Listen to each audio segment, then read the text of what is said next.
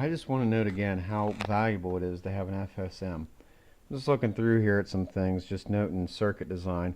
Without reading all this stuff and flow charts, just ignore that. How does this circuit work? We're looking at the evap purge solenoid, okay? To ignition. So we got power all the time coming into terminal A here. How is this controlled? It's controlled by the ECM. Hey, look.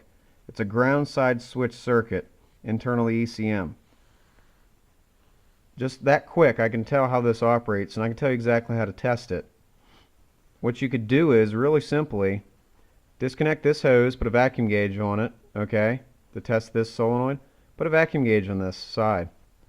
Take a test light right here and ground it, okay, ground it, which will turn the solenoid on, and you should see vacuum here. If you have good vacuum here and the solenoid's working, you should see it here on your gauge.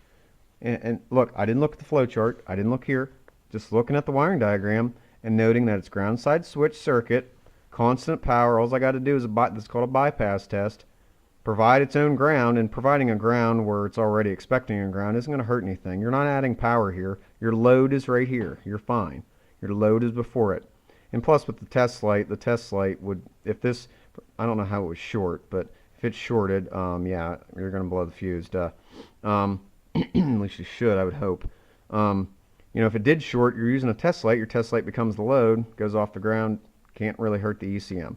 In fact, most driver modules or drivers inside the ECM, if it sees excessive current flow, it's going to open itself up to protect itself. But anyhow, just that quick. You know, you can test something like that. You know, it's that simple.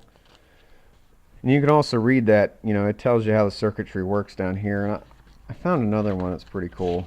Knox sensor, you know, people don't think about them much, just hang out the bottom of your engine. Again, with bias voltage, look at this. ECM's providing a 5-volt reference, single wire, going down to these, and if you read the description, the ECM, blah, blah, blah, blah, blah, the circuitry within each Knox sensor causes the ECM 5 volts, it's providing a 5-volt reference, a bias voltage, to be pulled down so that under a no engine knock condition, circuit 496 would measure about 1.5 volts. So what that's telling me is that if I unplug this sensor and have the key on, I might have to have the car running, not sure, but you know, I should probably see 5 volts here with the Knox sensors disconnected.